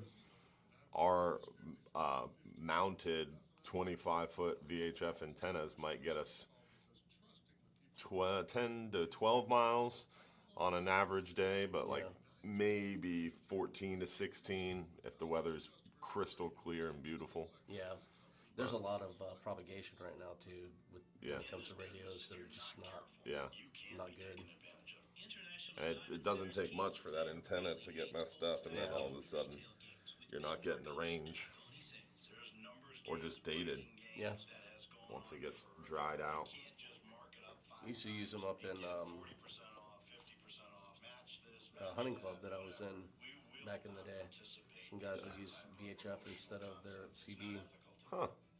I never understood why. You get better CBs just as good, if not better, than VHF. Yeah. You get a wider to communicate while you're in the woods? Mm-hmm. They ran dogs. Oh, so yeah. people were always communicating. That's true. You got to keep an eye on where the dogs are at. Yeah. I missed that. I haven't done that in a long time. That would be fun. We had a... Brooksy Hall? I know him, yeah. It's Lori Deaton's husband, yeah. They are big. He is big into dog hunts. He does hog hunting, yeah. With dogs. Yeah. With a knife. Yeah. Yeah, that's old school. That's Florida there. That's awesome. Yeah. I've always wanted to do that with him. That'd be crazy. We used to run with some dudes up in the Panhandle that would do that. Yeah. And they would just trap the hogs and bar them, and then let them go. Wow. And that was pretty crazy. I didn't want to do that. Yeah. If I'm getting that close to a hog, you better believe it's going to have a bullet in its head soon. Yeah. Yeah, exactly. It's going to go home and be some food. Yeah. But I know I think he does the same thing, Brooksy, but I know the one guy that I got hog from once for a pig roast that we did up at our property. He uses dogs, hunts down the pig, then bars them, puts them in a cage, takes them back, and keeps them at his property. Feed some corn. Yeah, corn, and take the males and castrate them and do all that. And after a year or two of fattening them up, that's when he'll take it for food. Yeah. That's crazy. They taste much better then. Yeah, that's some preparation. Yeah.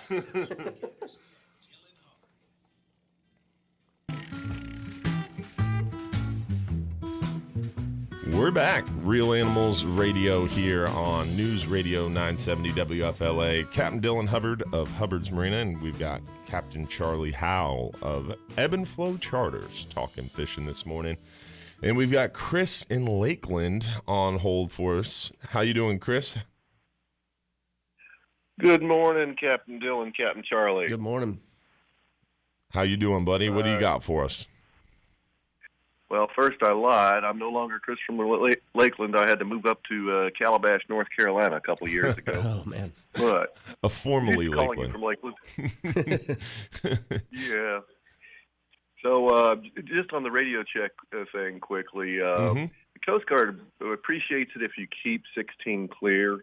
And there's a service where it depends, up and down the coast, it's a different channel. You have to figure it out. Yeah. But it's either channel 27 or channel 28. Yeah. And you just switch your radio over to that channel and say radio check, name of your boat, whatever else. And then a second or so later, it will have recorded your transmission and broadcast it back to you. Yeah. Which will show you that you're both sending and receiving. Yes. And you don't have to interfere on channel 16. I thought it was 27. Yeah. Yeah. I'm not exactly sure because, like I said, we do it a little different. Go ahead. It varies because you're going up and down the coast. They don't want interference from this service versus that service. So you get down to Fort Myers, it might be 28. But just try either one of them, and it'll give you an answer. But kind of on a fun note, maybe a scary note, operating in the bay at night, y'all, I'm sure, know what I'm talking about. There's just, there's lights everywhere. And if you're just working off a chart and a compass, which I've certainly done many times, we were coming around from Tampa going over towards Weeden Island one night off McDill. And every time you're trying to navigate based on the lights on the markers. And this one over here is a one that flashes red every 2 seconds. Okay, that's where we are. And that one over there is green and flashes every 4 seconds. Okay, that's where we are. But when you get to where you see a quick flashing light, that indicates a turn. So we're trying to get over towards Weeden Island, and I'm looking at this quick flashing red, and that's where we're going to make our turn. And then my buddy's up on the bow deck. I'm down in the wheelhouse. My buddy's up on the bow deck, and he comes running down and says, "Captain, that quick flashing red's an ambulance on the Gandhi." I was wondering where that was going to go. You've got to be careful. like Captain Jim Fogel says, you need to look out. Yep. It always helps, that's for sure. Well, I appreciate that story, man. Thank you very much for calling in this morning, Chris. Appreciate it, man. Yeah. See, that was hilarious. That's an ambulance. Yeah, I've had that a lot on the ride home, especially at the end of a long night trip. I used to, when I first got my captain's license, I used to get the opportunity, the blessing, to run all the night shark trips over the summer, which was super fun. Shout out to our fleet supervisor, Captain Chris, who loved to brutalize me. And so it's a 7 to midnight trip, and you're coming in at midnight after a long day, and all those lights just start blending together, and you're looking for that white flashing light marking safe water at the entrance to John's Pass Channel. There's a lot of white flashing lights on that shoreline. Yeah.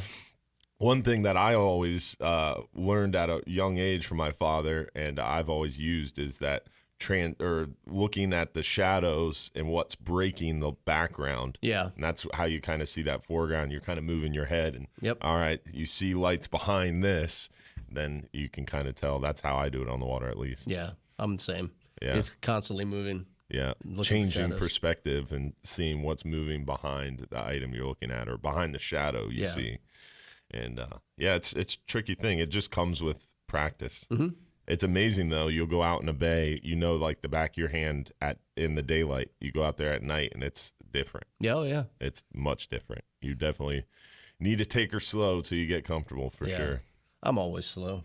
Even during the daytime, I'm going slow. I don't. Yeah, it's funny. It's funny to me. The young guns are moving and shooting and running fast, and the older, more experienced, saltier captains that I encounter and work with and talk to, they move slow. Yeah. Everything's deliberate, thought out, planned, even coming in and out of the dock. Yeah. Slow and steady. Exactly. Like my dad loves pulling the big boat in, and he'll get to the dock and he'll brag about how many times he shifted gears. Yeah. All I did was go into neutral, pop into reverse one time. That's his big thing, his claim to fame, not wearing the transmission out. And then you'll have other people pulling in. It's like, boom, boom, boom, boom, boom. You hear that engine going in and out of reverse and into neutral, out of neutral. It's different. Well, it works there too, man. You got like a 5-6 knot current sometimes going through there? Sometimes. But I mean, we are lucky that we dock parallel with the boardwalk. Yeah. And parallel with the tide. So especially the big Florida fishermen, it's a almost 30-foot wide with 2 big cats, and they're very spread apart. So it's a very easy boat to maneuver into that current, and the current will help you dock. Yeah.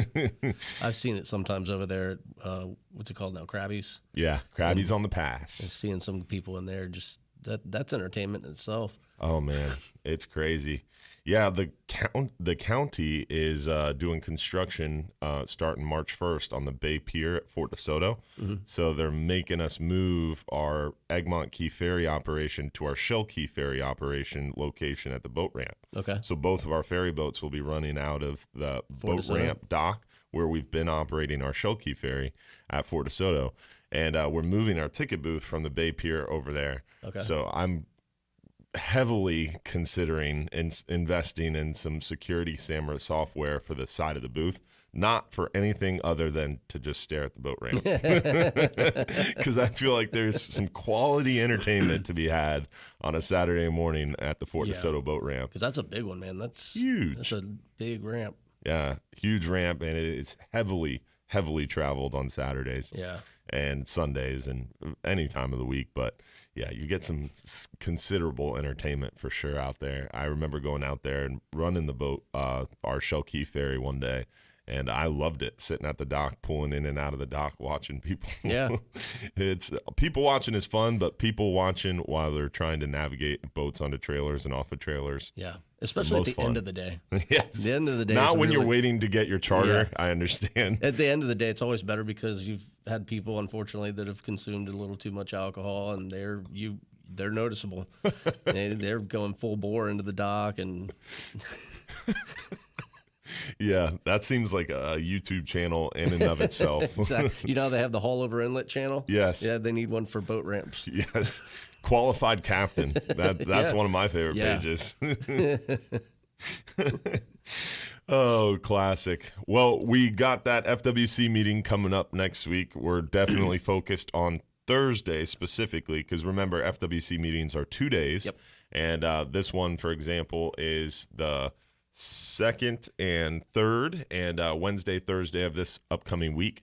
And the first day is all about hunting, and there's some federal legislation updates as well. But the second day is when they're going to discuss the marine side of things, the fisheries side.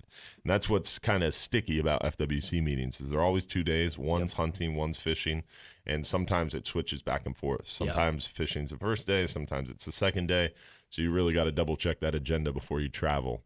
I learned that lesson the hard way. Yeah. I went up to Tallahassee for an FWC meeting, and I'm very familiar with federal fisheries, not so familiar with state fisheries. My first FWC meeting, I went up there for a 2-day meeting, found out I really only needed to come for one day. Yep. But, hey, you live and you learn. Yeah. I did it once in Crystal River. They had a big hunting thing that I can't remember exactly what it was, but they were going to change some rules that a lot of people weren't happy about. Mm-hmm. And I was like, oh no, it's on Friday. It's Friday, and it was Thursday. Luckily, I figured it out before I made it the mistake. And Crystal River is not near as far as Tallahassee, but today in this FWC meeting, there's not a ton that I'm really concerned about except for the redfish thing, and then they're going to be doing the Goliath grouper one. Yeah, that's the reason I am going. That is the main reason I'm going. Plus, I like to catch up with the FWC staff and they do our Golf Council update. So they present the commission with the federal fisheries kind of summary, and then the commission will kind of discuss their position and then give direction to the state rep for the Golf Council. So one of the Golf Council members gets direction from that FWC commission meeting. So I always like to go to those if there's something pertinent like this Goliath grouper thing, and then also just to catch up with staff and see the direction of the commission and catch up with them as well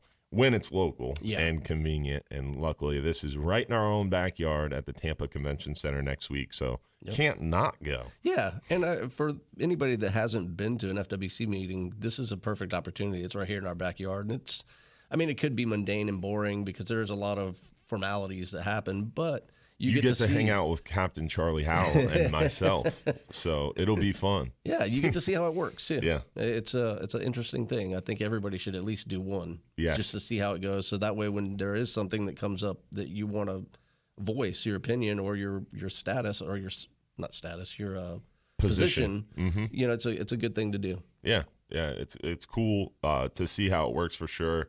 Meet the players behind it, talk to people in the audience. You always meet some cool people, and there's always great organizations there like ASA, CCA. A lot of those groups will be there talking to the commission and advocating for their positions. Yeah, I'm sure they will all show up in force as this discussion begins on the redfish and their potential changes. Also want to talk a little bit about some upcoming events. Remember, we've got March 12th is the Norm Schwarzkopf Memorial Shoot to benefit the Children's Home. We're doing that at Tampa Bay Sporting Clays, my favorite place to have some fun in the area. Tampa Bay Sporting Clays, again, March 12th. We're actually going to do our radio show live from Tampa Bay Sporting Clays that morning. Then after that, get in our golf carts, grab our shotguns, and go shoot some sporting clays for charity. Awesome. Charity, yes. Benefiting the Children's Home. It's going to be a lot of fun. You can find out more information right on realanimals.com.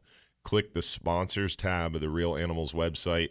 Scroll down towards the bottom. You'll see the Children's Home logo. Click it, and all the information is right there for you. Also, keep in mind, March 13th, the following day, is our next Bass Pro Shop seminar. We'll have that 2 p.m. Sunday, March 13th. We got March 24th is our Tampa CCA banquet. So definitely join us for that. That'll be a lot of fun. Are you going to go? Yeah. Yeah, yep. I'll see you there. Yeah. It's going to be fun. That's another time that you can come hang out with me and Charlie is at the March 24th CCA banquet. And then April 19th is the next Bartow Ford in-person fishing conversation. Myself and the infamous Mike Mahoney will be discussing offshore fishing. So that'll be a great time over there. Again, April 19th at Bartow Ford. We've got free food, giveaways, going to be giving away bull bay rods. Got that Silver Ring Cafe, awesome Cuban sandwich, and deviled crab, I think. Deviled crabs. Dude, incredible. Incredible crab balls.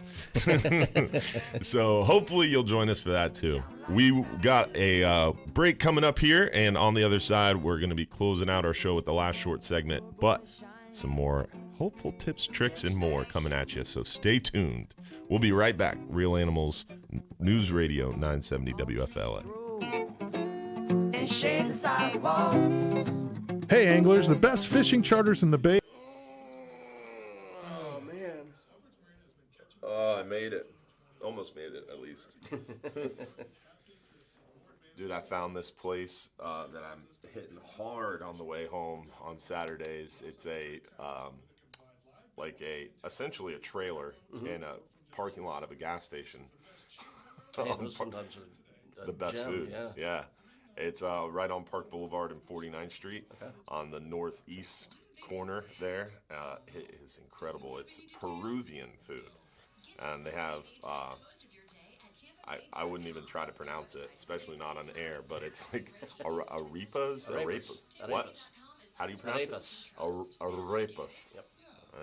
Now I know how to pronounce it. Now I'm going to sound like I know what I'm talking about. And empanadas, and oh man, both of them are out of this world. That's awesome. I love it. I haven't had a good empanada. Actually, I went to what the heck's the name of it? It's not an empanada. They call them meat pies. It's a Jamaican thing, right? I love a meat pie. Yeah. The Jerk Hut.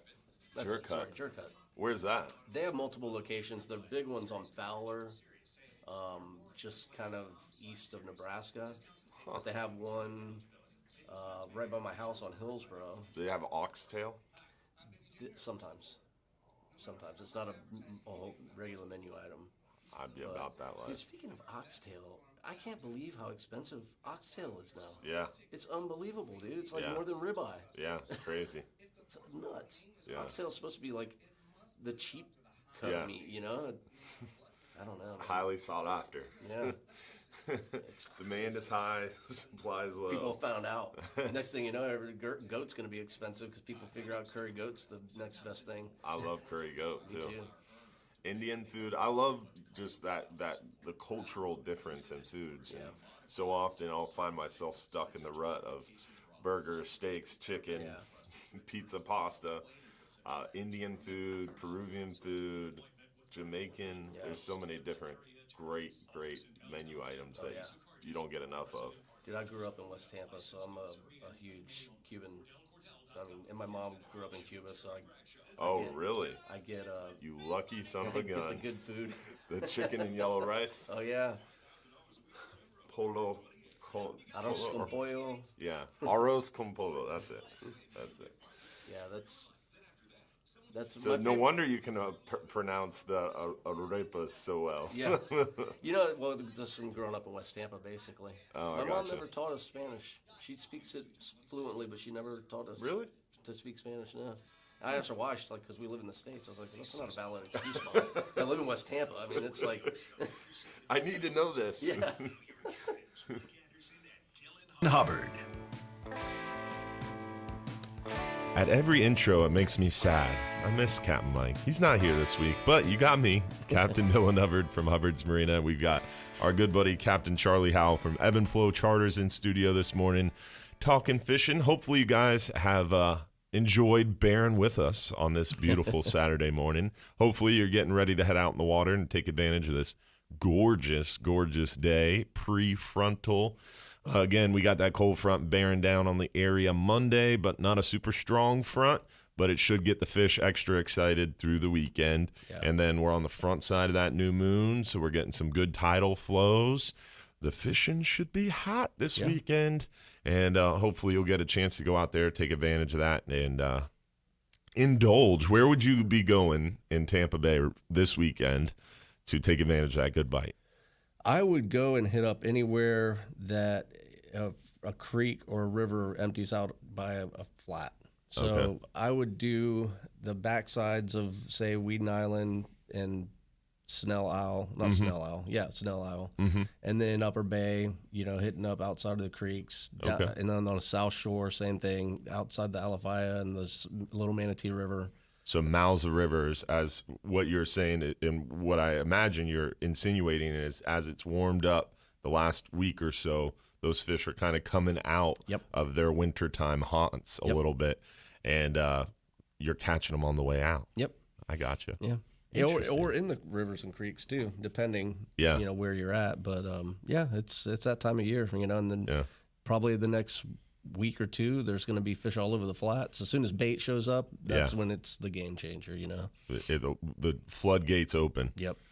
So would you say, this is always my kind of nervous, cautious, is like spring is almost here. Yeah. But we constantly get these like fake springs. I was joking about this on the show, on my live show this past Sunday, is you'll get this little run of warm weather and we're all getting excited, talking about spring and thinking about the snook moving back into the passes. Yeah. And then all of a sudden you get hammered with a hardened down front and it gets to 40 degrees again. Yeah. I mean, it's still February. Yeah, it can happen. Yeah, it's still February, and March is a long month where we can still get those fronts. But I hope spring is springing. Well, the way that I judge it, too, it's not just by that, but it's the azimuth of the sun. So as spring's coming, I love science. Yeah, so the sun's getting higher in the sky, so that's going to warm the water up more than any cold front will, or keep the water warmer.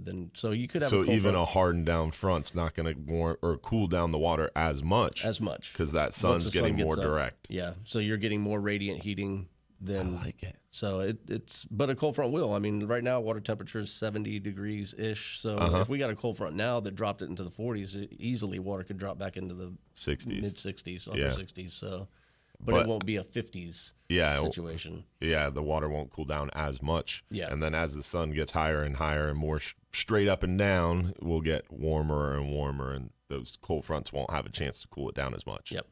Interesting. But it still can. I learned something new today. It can happen. I mean, that cold front we had back, or the freeze, in 2012, that was it can happen. Mm-hmm. So, was that later in winter?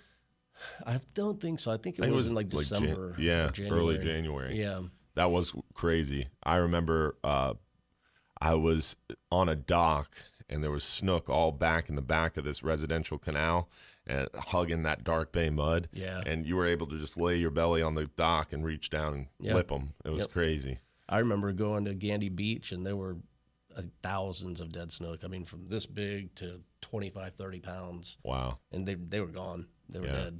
Sad. But hopefully that doesn't happen again. Yeah. We don't need that. We don't need that. That's for sure. Plus, I don't like cold. No. No. Not at all. Yeah, cold is never fun. We are coming up to the bitter end of the show. Charlie, tell everybody how they could get a hold of you if they want to book a charter with us with you at Ebb and Flow Charters. So you can call me at area code 813-598-1191. That's probably the best way, call or text, or you can email me at captaincharliehowell@gmail.com or visit my website at www.ebbandflowcharters.com.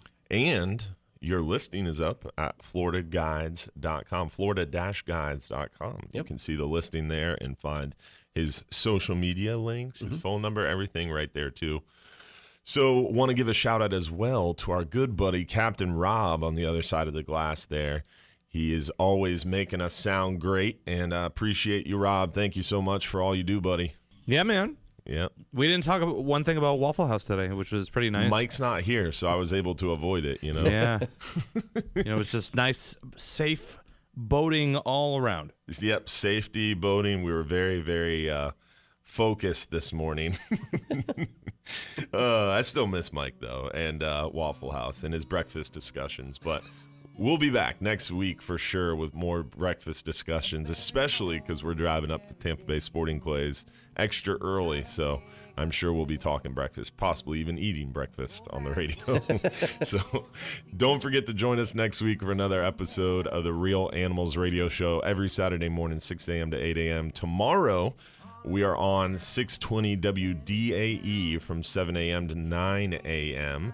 And then every Sunday night, 8:30 p.m., you can catch our live stream show live on the Real Animals and Hubbard's Marina Facebook pages. And hopefully we'll see you April 19th out there at Bartow Ford. And appreciate you joining me this morning, Captain Charlie. Thanks for having me. Yeah, thanks for coming and chatting fishing. And appreciate you hanging out with us on air this morning and listen to the show. So we'll see you next week. Tight lines, y'all. Don't forget, if you're too busy to go fishing, you're just too busy. 8 miles high, way up in the sky. The preceding program was paid for by Real Animals Fishing. I love how they have the warnings on the intro and outro. The opinions of this show are not a reflection of new video. That should go without saying. Yeah, exactly, right? Appreciate you guys joining us, too, on Facebook. Thanks for hanging out this morning. Hopefully you enjoyed the show. And don't forget to check out Ebb and Flow Charters on Facebook, Instagram. Give Captain Charlie a like and a follow for us. We appreciate it. To thank him for joining us on the show today. And hopefully we'll see you again next week for another episode of this live stream from our radio show. Next week, like I was saying, March 12th. That's not next week. 2 weeks. Never mind. 2 weeks, March 12th, when we're at Tampa Bay Sporting Clays. So I got that wrong at the end of the show. Oh, well. I'm tired. In 2 weeks, when we're from Tampa Bay Sporting Clays, we're going to try to do this stream. But no guarantees on how well that's going to work. We will at least be live on Facebook. I don't know if we'll be able to pull off YouTube, but it is what it is. And hopefully you guys enjoyed the show. Hopefully we'll see you again soon. You have anything to add as we close? No, I mean, just as it comes to the FGA, remember that you don't have to be a guide to join the FGA. Yep, we do have the associate membership. You get representation with the state level. So can you turn down your, just slide that down. Perfect. There we go. Yeah, probably backing. But yeah, you don't have to be a guide to join. So look it up, and we basically have a person at every state meeting. So if you need something voiced, we would be the ones to voice it for you. Yes, you don't have to be a guide to be a part of the Florida Guides Association. We do have an associate membership, and we're working to fill out and build out the rest of our website, and then we're going to be pushing hard for more memberships. So stay tuned, and we're going to get Capt Mike involved, whether he likes it or not. You guys have a great day. Thanks for hanging out. Enjoy this beautiful weather, guys. Tight lines. Control the Capitol. I'm Pam Huso, Fox News, and their president is still there.